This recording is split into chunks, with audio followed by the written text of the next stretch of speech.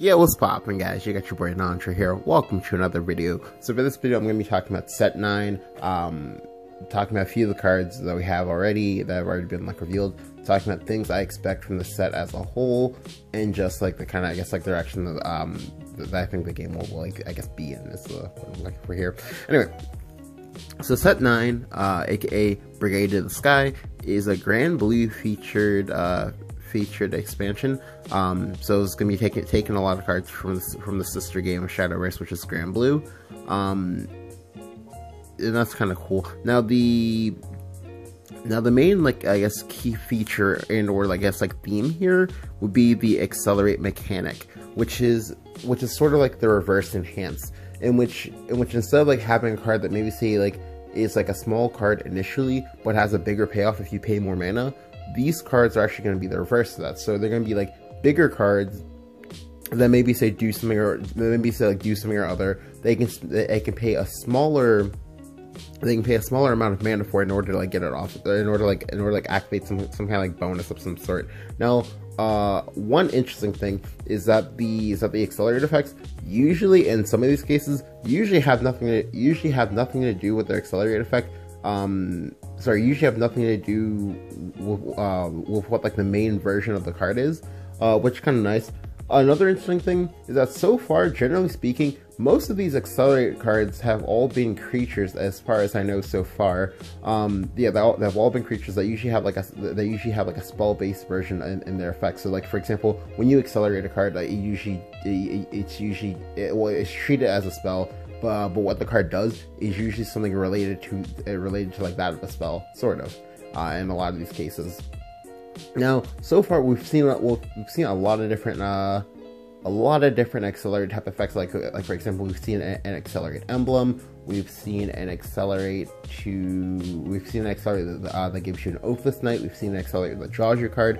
We've seen an accelerate that's for essentially a much better / power explosion, things like that. So definitely a very, very interesting mechanic so far.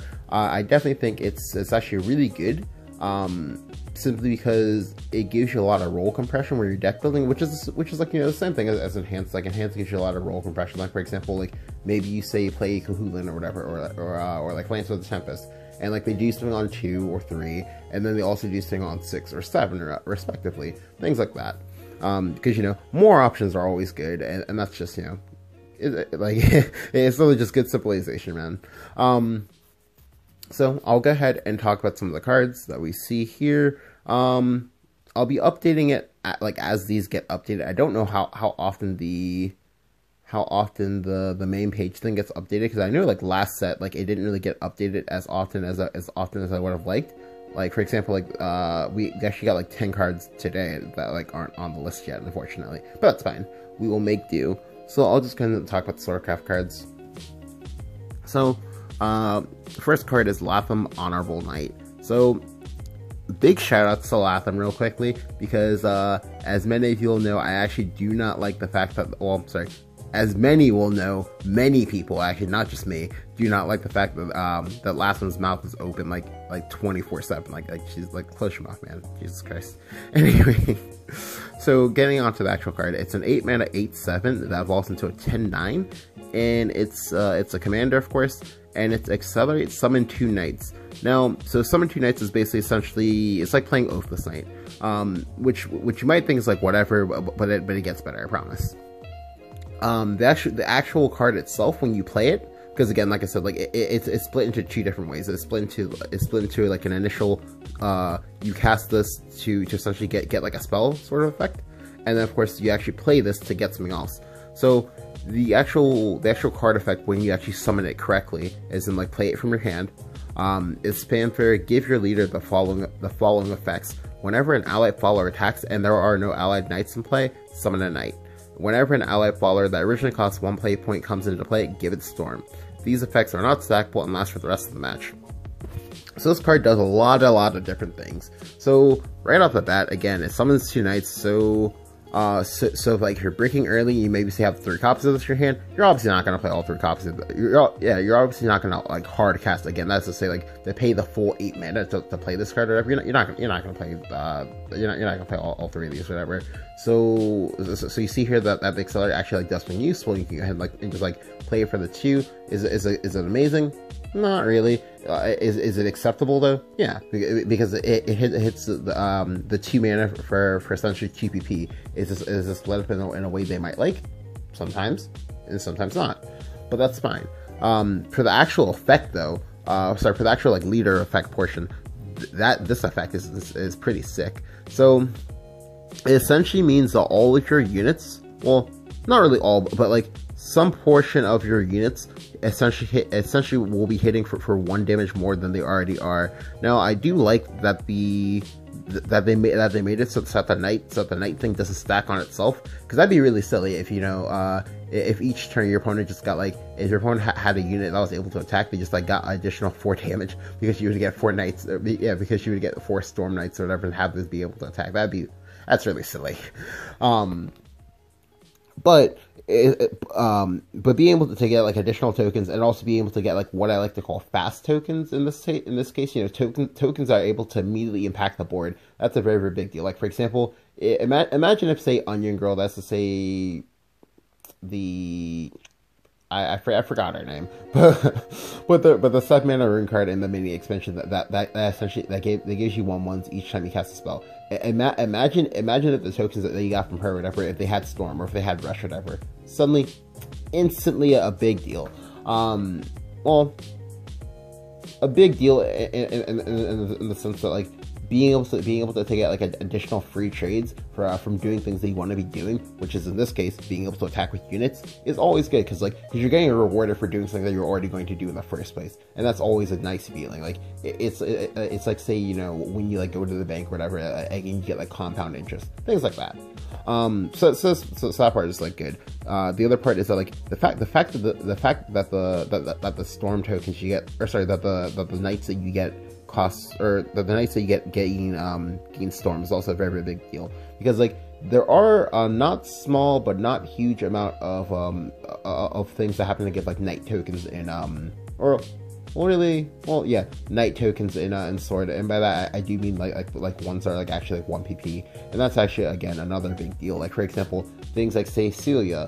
If you go for Celia's strategist form, that gives a knight. If you go for, say, Confront Adversity, I believe those also give you 1/1 tokens that can in fact go face if they like, and little things like that. Additionally, again, the card itself, it works with itself in a unique way, because, like, with playing other emblems, like, say, playing Jerpa, you're never gonna play through Jerpa or whatever in a deck and have that be an actual, like, reasonable thing, because like the second you find one Jerpa, the other two are borderline useless. Again, and they're just, like, generic 5/5s. Not in this case though, because with this guy, you can always go ahead and you can always excel to go ahead and get 2 knights, which essentially equals 2 face damage. 2 mana for 2 damage is pretty decent. But that brings me to another point.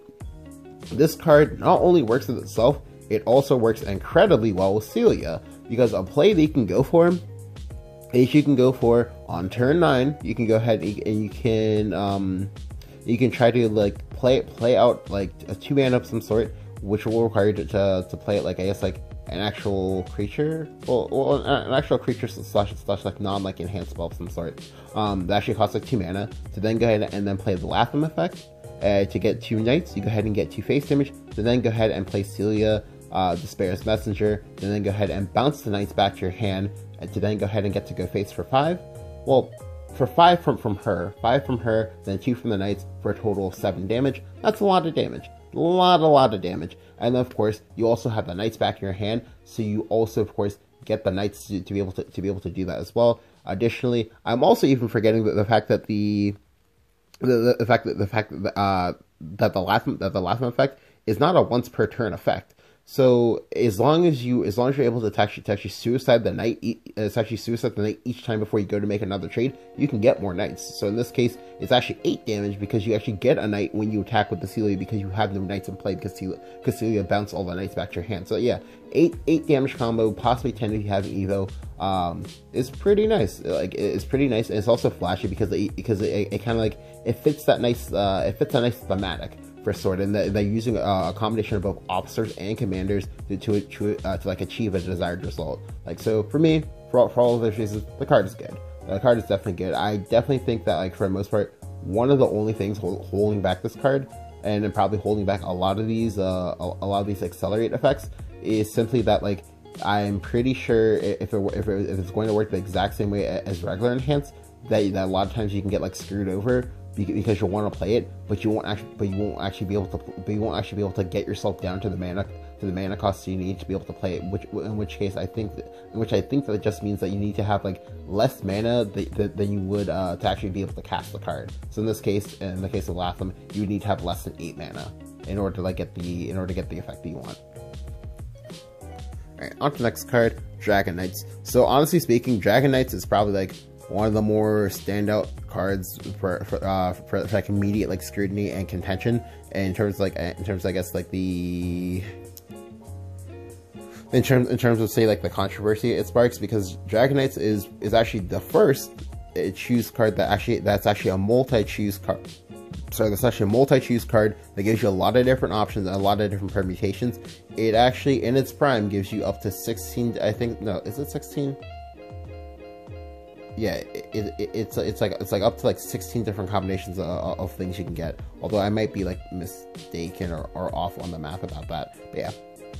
So it's choose. Summon either a Vayne Indomitable Knight, a Siegfried Dragon Slayer, a Lancelot Twin Fang Prodigy, or a Percival Lord of Flames, and then I can say choose 2 of these followers instead. So these are choose cards. So Vayne is at the end of turn, gain +1/+0, and restore 3 defense to the Swallower. So basically you can just kind of think of this as like an Octodad for a sword that also like buffs itself and it gets like more and more threatening. For Siegfried, you can think of him as just a giant Bane Ward sort of thing. So I guess essentially like a more offensive version of maybe say like non-just Silent Maid, or possibly say White Ridge Swordsman. For Lancelot, he is 3 mana 3/3 with Storm. Again, that's usually always good, yeah, because you know Storm. You can get it on 5, so possibly just like 5 damage, which is really good for aggro. And that's whenever this card attacks, gain +1/+1 if an allied Bane Indomitable Knight is in play. And then of course Percival is a 5 mana 5/4, gain rush while an allied Siegfried is in play. And then whenever the Swallower attacks, gain +X/+0. X equals the number of allied followers in play. So this one's also pretty strong as well. So for a lot of these permutations, it'll usually just kind of be like, oh, well, you're basically just like playing an Alwidas, like, because that's really what this is. This is literally an Alwidas that for 2 mana more gets to have a lot more flexible. For 2 mana more in its primary form, gets to have a lot more permutations and things and just like overall options, which is, you know, a completely perfect trade-off. Because for those of you who may remember, who are I guess like veterans of the game, Alwidas was a pretty good card for a lot of sets, and this is no different. Now, I do think that this will probably see play in aggro, simply because like in aggro you'll always, well, I don't want to say always, but you'll generally speaking just go for the for the Lancelot and just get, you know, go ahead and get your 3 damage, because, you know, Storm is pretty good last time I heard. But then for like the other like mid-range type of sword decks, specifically speaking, a mid-range sword that doesn't play Arthur, because for a lot of these sword cards, they're kind of like trying to push towards a mid-range sword that doesn't want to play Arthur, because like generally speaking, Arthur, while still being very, very good, is sort of centralizing to the class, which is something I'll talk about in a later video. And that's definitely something to keep in mind when you're like evaluating these sword cards in particular. Next card is Day, Secret Agent. So it's a 4-mana 1/1 that has ambush. Vampire put either an Evan Novice Agent or an Infiltration into your hand. So Evan Novice Agent is 0 mana 2/2 with Storm, or sorry, 0 mana 2/2 that evolves into a 2/4 that has Storm, and then it's evolved, deals 2 damage to enemy follower. You can kind of think of this as basically being like a weird like piercing rune sort of thing. That also a weird piercing rune sort of thing that can like, that's also on a creature, and that's also on a pretty decently static creature for the mana cost. And then of course the second version, and this is the version that has a lot of, I guess, like that also has a lot of scrutiny, is Infiltration. So if you've played, right, so Infiltration is draw until you have X cards in your hand. X equals the number of cards in your opponent's hand. So if you've played, I guess, like, if you've played like Hearthstone or whatever, they don't know that this card is literally Divine Favor. It's Divine Favor brought to Shadowverse. Now, even though this card in particular is insane, specifically the Infiltration as well as the Piercing Rune effect, there's still the issue of, okay, well, you're playing a 4-mana 1/1. Now, yes, the 4-mana 1/1, it does have applications and aggro, simply because you can always use it as a target for Celia, so and because it has ambush, it effectively does 2 damage, possibly even more if you have the Celia, and then also like other like silly things you can do with it. Like, I believe someone said that there's like a 9, I think it's like either a 9 damage combo. Yes, it's either like a 9 or like 11 damage combo before wards that you can like do and like aggro on like turn 5, which is like really cool. Will it win some number of games? For sure. Is it really high roll though? Definitely. Is it consistent? Probably not. And that's definitely something to think about. For other versions of Sword, I don't think you actually want the Tempo Loss from this card. Now, granted, again, I could for sure be wrong, because again, like I said, like the Evan Novice Agent is actually a very big deal. Like, it's actually one of the first actual non-combative swing card evos that Sword gets that actually can be combative if it needs to, and can possibly go to, and can possibly get you some nice like advantages. Now, granted, is it like really good advantages? Yes and no. Like, in that, like, you get a lot of tokens they can then use to trade up for other things. So I believe, alright, so this one's an officer. Is this one an officer too? Yeah, this one's also an officer. Yeah, so you get a lot of like officers, which is kind of nice. In particular because you can actually use this to try to gain additional possible threats of wards from Sky Fortress, which is kind of cool. But I don't really know if you would actually like play it, and it definitely remains to be seen like what other cards we get that actually like decides if whether or not like this card actually sees like a ton of play. But I definitely expect this card to see play in aggro, just because, like, again, it's some nice like really good it's some like nice cheese, like say like Old Blood King or whatever, that people are gonna play some number of times just because like people don't play wards, and this more so punishes people who don't play any wards at all. Next card is Sellsword Lucius. So this one's a 1-mana 1/1 fanfare enhanced by destroying enemy follower. So this guy is basically like it's like a much worse Cthulhu that also has but there's also 1 mana and therefore can work in aggro. Now, this does address the problem that I literally just talked about here, where in that, like, oh well, aggro sword kind of gets bodied by wards, and I guess maybe if you have enough stealth units, you're probably fine to play this for 5 mana to bust up a ward, to then threaten to go lethal again like the turn afterwards. Because again, like, you do play again a lot of ambush units, and you do have Celia to go ahead and make up for a lot of damage, just because like Celia plus Konoichi Master Unevolved plus Celia is what was that, like 9 damage? Yeah, 9 damage. 9 damage without any evos, and that is a lot of reach. So for other versions of Sword, I don't think you'll play this card, simply because Cthulhu, as well as Lance of the Tempest, as well as White Ridge Swordsman, as well as Momo, like all those cards like this. So this is a card that I think is like probably like an aggro or bust sort of card, although it's also very good in take 2. And then the last one for Sword, I believe, is Tycoon. Tycoon is a 2-mana 2/2, evolves into a 4/4.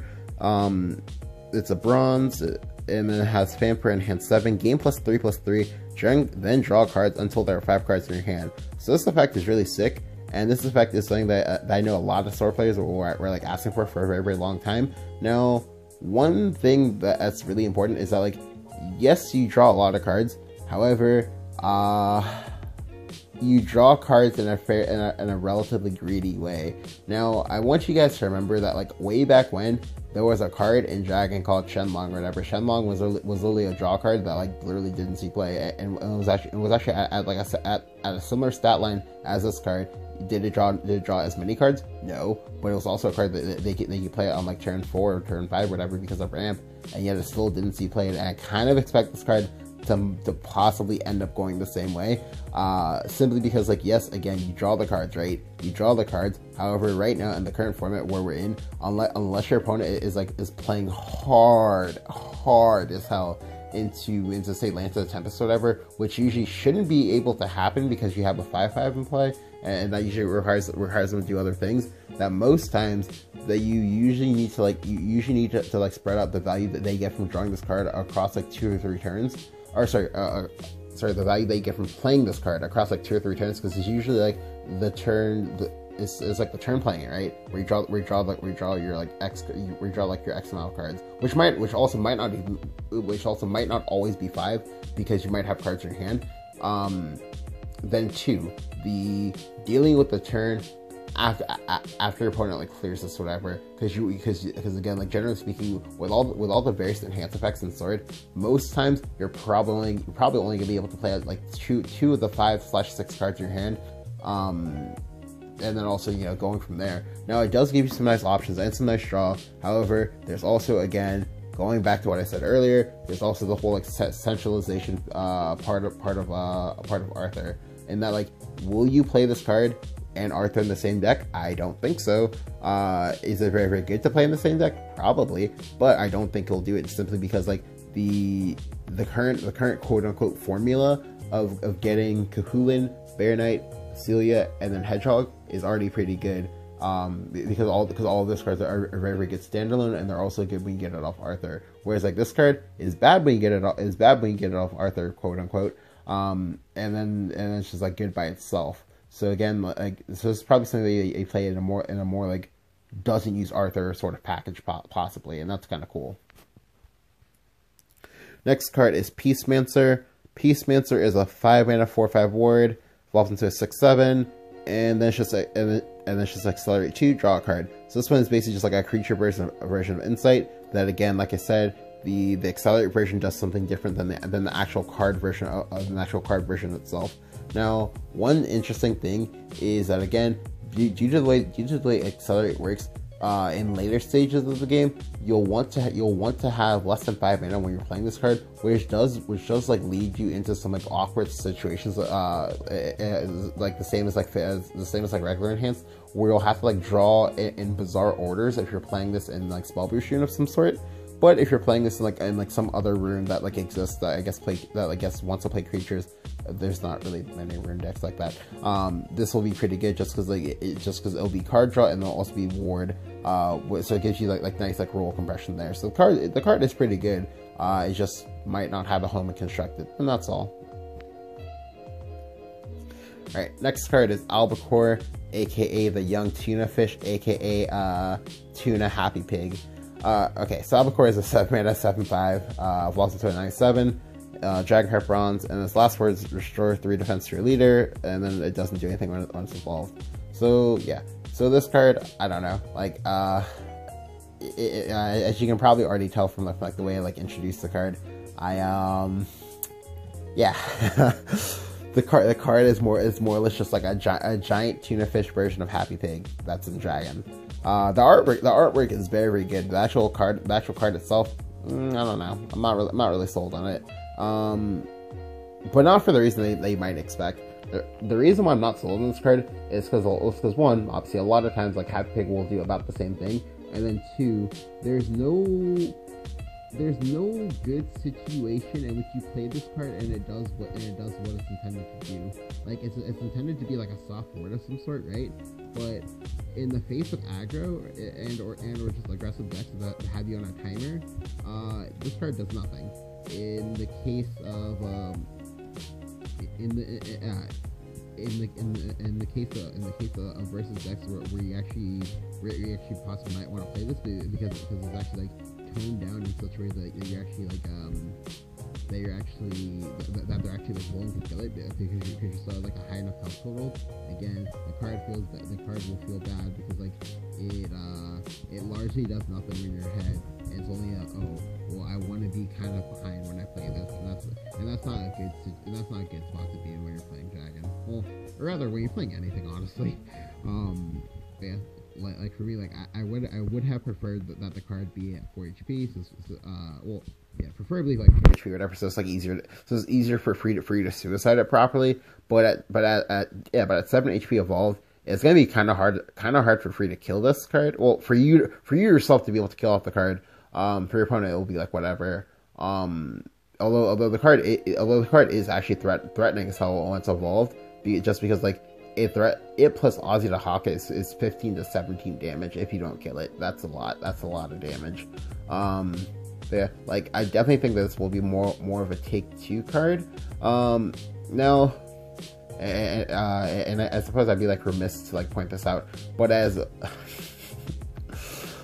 I can't believe I'm saying this, but as Stanley mentioned a few days ago or whatever, it's technically Jabberwock support because your opponent's not going to kill this, which gives you a conduit to get a Jabberwock effect on something to then also heal for 3. So if you pull like an active unit, like that's to say, like if you pull like I guess like either like a ward or like a storm unit, you can possibly set up situations in which you get to like start chaining Jabberwocks and things like that for more and more value, I suppose. I don't expect that to come up very, very often, if at all, but I 100% expect to die to this thing at least once. But yeah. The next card is Fran, Monster Girl. So this one again is one of those cards that like is under a lot of contention from a lot of different people. Now I know that there have in fact been like positive reviews, but the card does have a lot of like different moving pieces, and that's like kind of cool. So it's a 3-mana 0/1, evolves into a 2/3. It's Fanfare, choose, put either a Fran's Attendant or a Fran's Curse into your hand. Enhance 7, put both into your hand instead. So the first one is Fran's Attendant. Fran's Attendant is a 0-mana 3/2, evolves into a 5/4, and then it's Fanfare Necromancy 6, game +2/+2 and rush. So this card is pretty sick. Now, weirdly enough, this is actually like the Fabled Mint support, sort of, that everyone kind of wanted, that I think like side games kind of hinted at, sort of, that we like kind of like more or less like never got. And now we're only just now getting it, and as like Mint herself is ironically rotating, and will probably not be good enough in Unlimited due to like the nature of like how Unlimited works at the moment. So that's kind of like really funny and really ironic in a painful slash sad sort of way. Anyway, get into the actual card itself though. So if you go for this version, you essentially get a 3-mana 4/3 sort of. In terms of overall stats, it's pretty good when you're going first because your opponent can't actually punish the fact that they played a 0/1 yet. It's pretty when you're going second. And that's like, and I guess like that's sort of been like a shadow thing for a while, but like that's not something that you want to like exacerbate, more or less. The Fanfare effect is really good, although it does cost a lot of mana. Not mana. It does cost a lot of like shadow resources because again, for those of you who may have forgotten, 6 Necromancy is a ton. It is actually a ton, and when several of your cards say that that does actually create a strain on how often your cards are going to like on how often your cards are going to actually like meet their full potential, and that's a very big deal. For example, like back in the past, when back in RB, like when we had two different cards that had like Necromancy 6 and that of both Foul Tempest as well as Death's Breath, it was often a struggle to play at least two of these cards for their actually, like, you know, necromancy effect, and that's a very big deal. Like, yes, so at the moment, like, there are ways to get like more shadows if you need it, but not a lot. Not a lot. Definitely not a lot. Like granted, this card itself gives you +2 shadows because of itself, and as well as the token you get, but there's not that many cards in Shadow that like say that at the moment. That's kind of a big deal. But this version is pretty cool. The next version is the Fran's Curse. Fran's Curse is it's a 0 mana spell, mind you. So this is 0 mana. This is also 0 mana. So they're clearly like introducing 0 costs to other decks aside from Roach, in a more like mainstream fashion possibly, which is kind of cool. Also, I guess I suppose a little bit terrifying, just because, you know, 0 costs are, well, traditionally pretty broken in any game. Shadowverse is no exception, but if they're like this, I think I'm fine. Anyway, so this card is 0 mana, deal 4 damage to an ally follower and an enemy follower. So kind of like a Troph's Curse, except not straight like destruction. If it had been like straight up destruction, that would have been like, well, I say broken, but it would have been very good. And of course, it just like clarifies that A can only play this if both things are applicable. So I guess you can think this as either a 0 mana Troph's Curse, or I guess a 0 mana Airbound Barrage, sort of. In terms of the actual like synergy that they can like get with it if you're able to like blow up like good like last word creatures. So a quick few lists of interesting targets they can blow up: Bellanis, Andre Elphys, zombies. What else? I'm missing like 2 or 3. Oh, well, I was gonna say Catacomb tokens, but those are rotating. Assorted tokens that they get from other cards that are kind of like terrible. So for example, Goblin Princess. Yeah, that's something that you can blow up with this. Things like that, which is like kind of cool. It does make for some very interesting gameplay, because I believe I mentioned this a lot, but like board blocking is a real thing, and it's one of those like a very interesting thing they can like do. Is you can actually board block on purpose to like bait your opponent into doing something. Then they try to play around it, and then you just go ahead and just like play this or whatever to unboard block yourself, and then go ahead and like get and do whatever it was that you needed to do. Now I don't know how often that particular like nuance will come into play.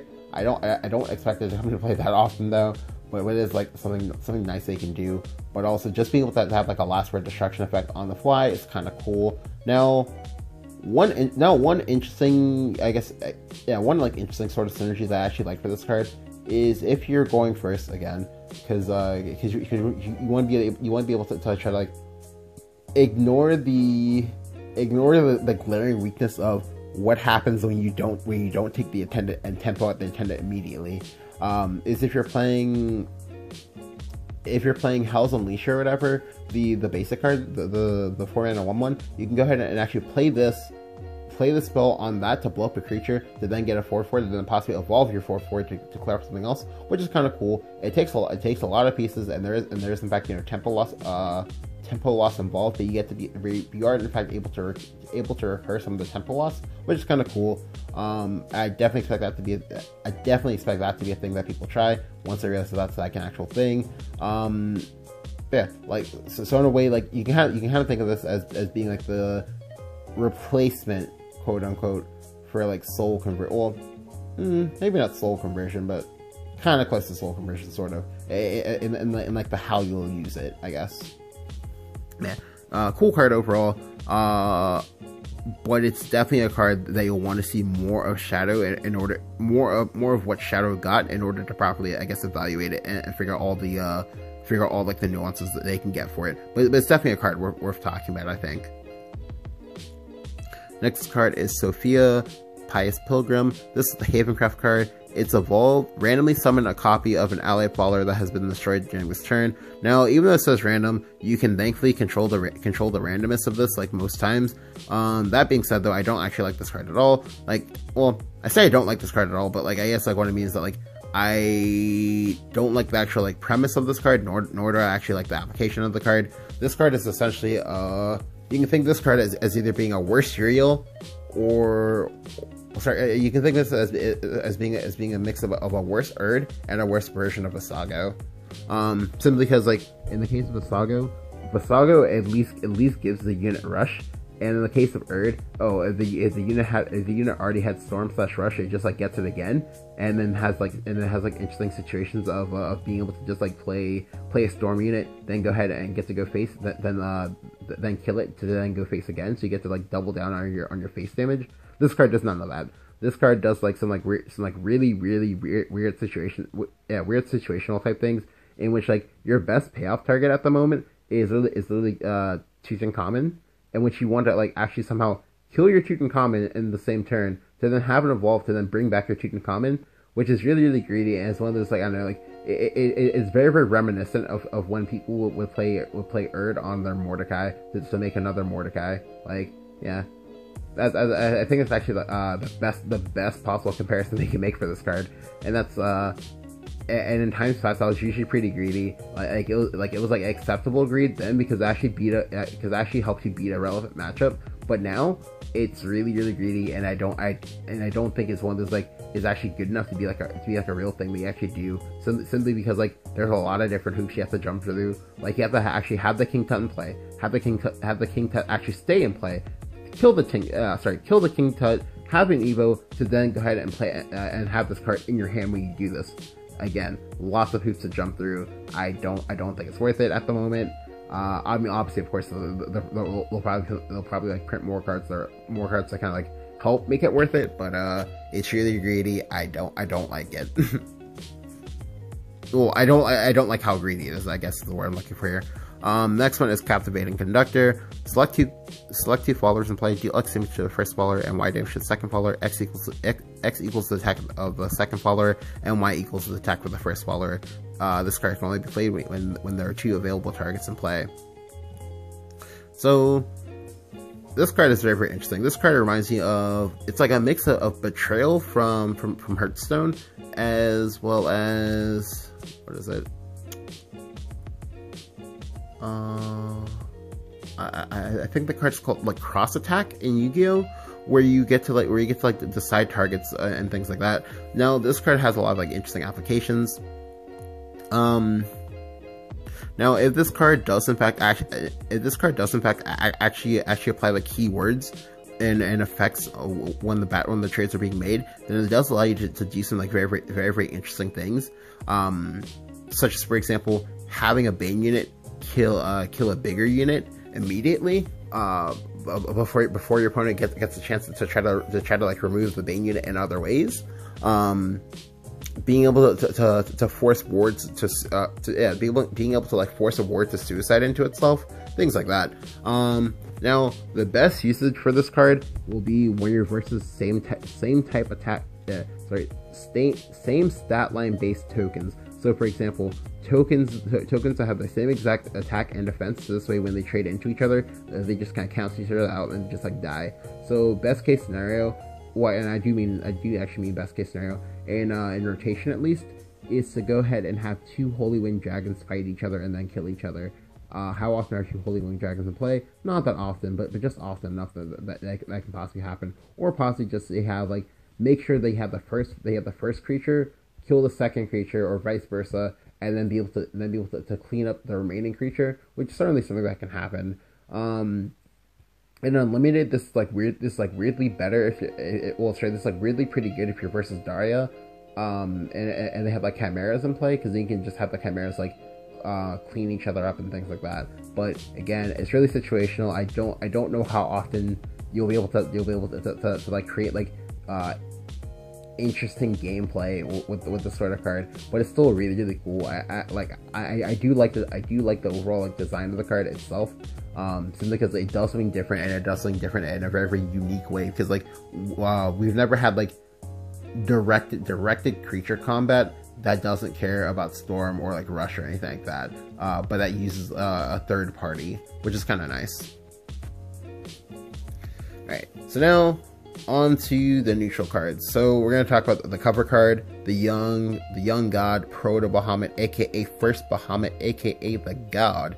So this one is it's a 9 mana 8/8, evolves into a 10/10. and it's Accelerate 7.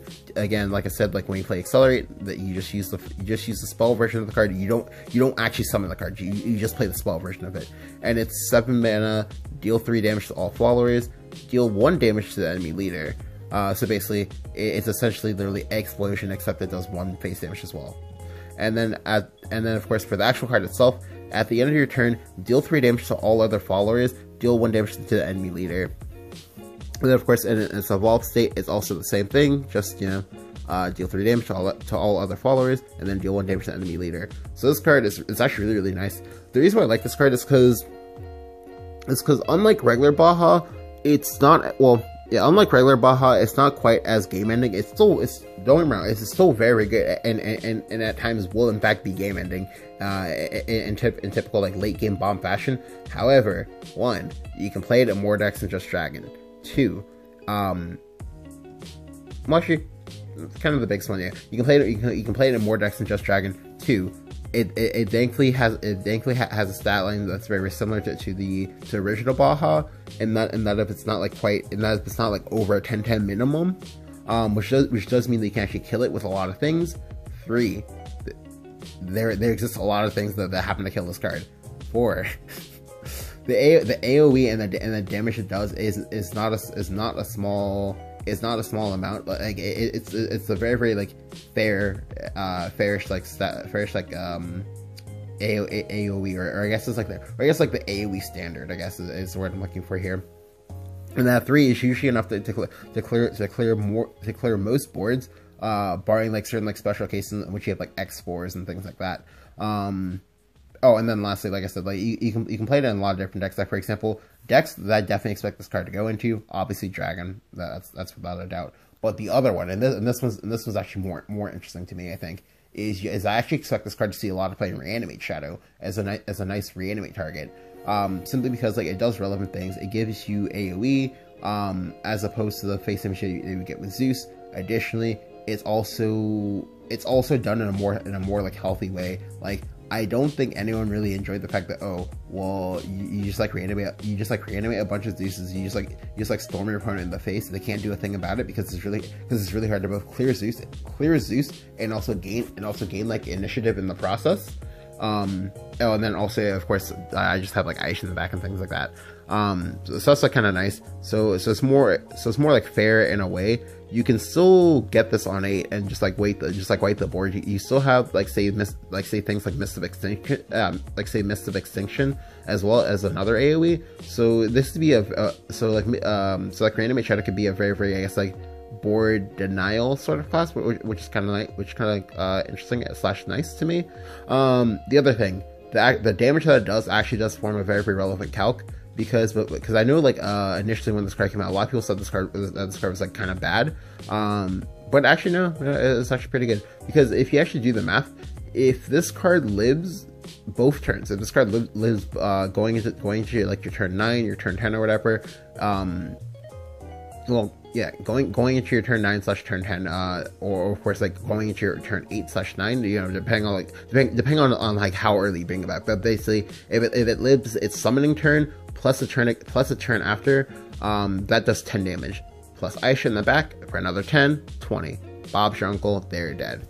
So that's very, very nice, because like it can kind of like make up the damage a lot faster. Well, it can kind of like make up the damage comparable to Zeus relatively quickly, because again, like they do different things basically. Like the proto Baja, whatever, like it gives you a lot of like more like board based security, because one of the concerns when you're about playing the deck, about like, you know, playing Reanimate, is that like if you were behind on board and you tried to play a Zeus and your opponent did in fact have an answer to Zeus that didn't require them to use many resources, you usually probably died for that. Like 9 times out of 10, you usually probably died as long as they were able to get at least some amount of damage, and also again create that very, very threatening board that you obviously couldn't clear out, because otherwise why would you play the Zeus, right? And that's a very, very big deal. Additionally, there's the fact that now you also have like more things to possibly bin if you're playing reanimate, because I guarantee you that one of the shadow cards will definitely probably be like reanimate support in some way, shape, or form. And so that's also nice. So you get to like double dip. You get to like you get to have more possible options on targets to reanimate, because I'm pretty sure, obviously, like for obvious reasons, that this card isn't like the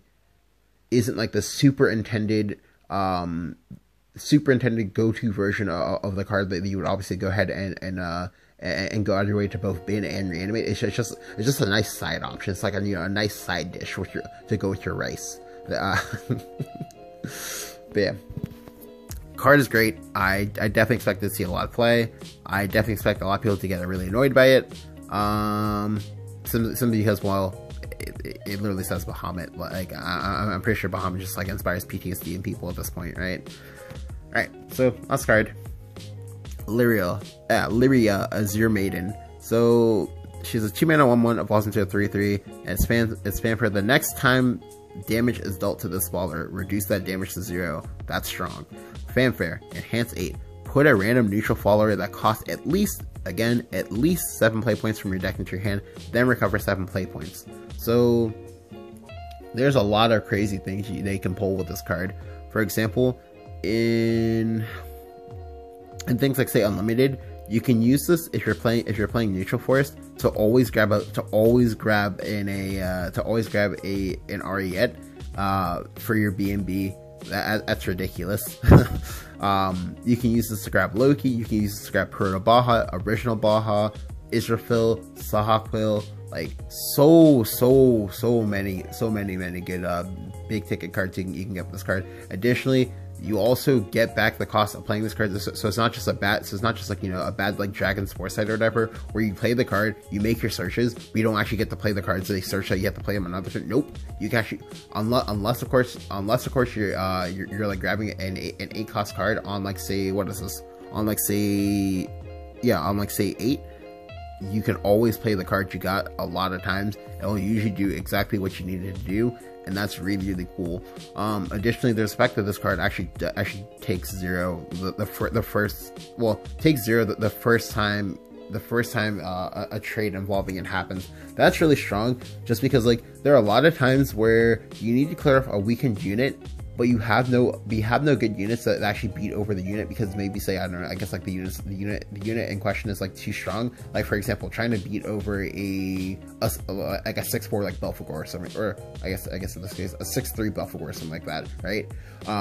Well, enter this card. You can always go ahead and just like play this card out, evolve it, and then, okay, nice, it lived the trade. It's a 3/3. That's a lot better than having to be like forced to use removal, just because like this way you get something that's on the board that kind of just like persists, and then you get to hold the removal in the back. Holding removal in the back is usually pretty good, and generally speaking, like it's more tempo positive than it's more tempo positive than using up the removal and then having your creature at all. So this part is also pretty strong. And lastly, this card, it actually, if it becomes like actually like mega relevant, this card actually can trade into a Brambles unit, into like a Brambles fairy, like once and then live.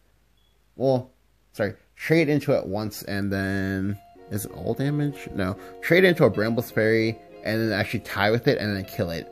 Or of course, if the Brambles is not up, just trade into the fairy one time and then kill it. That's kind of cool. I don't know how often that'll come up, and also like how many decks are going to play this card, because that's also very contingent on what the second neutral legendary is. Assuming of course we're still down the path of 2 legendaries per class. So definitely really cool card. Definitely lots to think about, and you can probably be like safe to assume that like that the next legendary will probably be another 7-mana card, simply because like it makes the most like logical sense, most likely. But yeah, so these are the cards so far. I definitely like them a lot, just because like they're pretty interesting. They've given me like a lot to talk about, I think, over the course of like the last like week and a half or so of them doing the card reveals. I don't know how often I'm gonna actually like make these recordings. I think I'll probably try to like check like every day if the site like updates. If it updates, I'll go ahead and like talk about the new cards. If they don't, I'll just like, I don't know, I guess like talk about it with you guys on Discord and things like that. But yeah, if you guys enjoyed the video, go ahead and leave a like, go ahead and hit that subscribe button if you haven't. Let me know what you think of the cards in set 9, Brigade of the Sky.